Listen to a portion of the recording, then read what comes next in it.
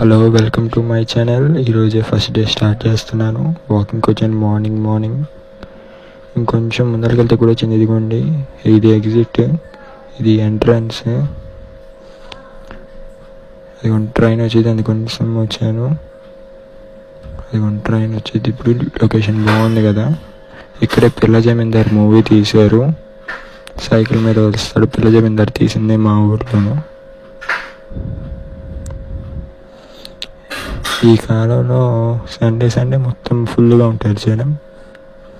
ఇంకా మళ్ళీ రిటర్న్ అయిపోతున్నాను బ్యాక్కి, ఇంటికి వచ్చేస్తున్నాను.